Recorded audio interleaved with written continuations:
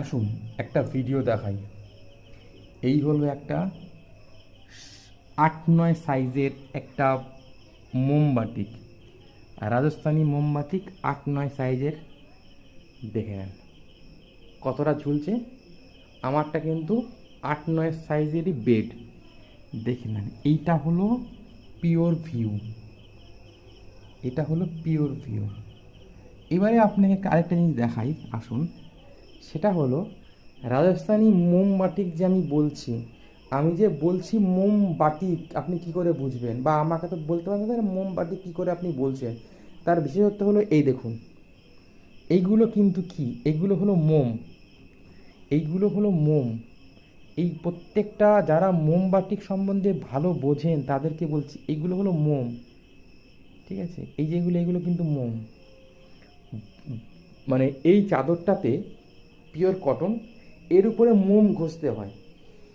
যারা জানেন না তাদেরকে বলছি, মোমবাতিকটা সম্পূর্ণ অন্য জিনিস।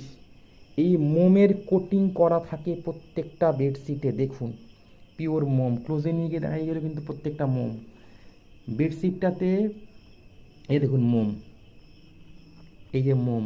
যারা মোমবাতিক সম্বন্ধে বোঝেন বা যারা জানেন না তাদেরকে বলি, মোমবাতিক মানে হলো কিন্তু মোম দিয়ে এই মানে বাটিক যে পিওর কটন যে বেডশিটটা আছে সেটাকে কিন্তু কি করা হয় না, ঘষা হয়। যারা জানেন তারা জানেন, যারা জানেন না তাদেরকে বলে দিলাম, দেখিয়ে দিলাম একদম লাইভ যে মোমবাতিক কেন বলা হয় জিনিসটাকে। এই ভিউ আসবে, এই আসবে একটা ভিউ। আর এইদিকে দেখুন, এদিকেও কিন্তু ঝুলছে, সেম এদিকেও ঝুলছে, সেম ওদিকেও ঝুলছে। কোনো সময় আপনি মনে করবেন না যে এটা ছোট হবে আপনার।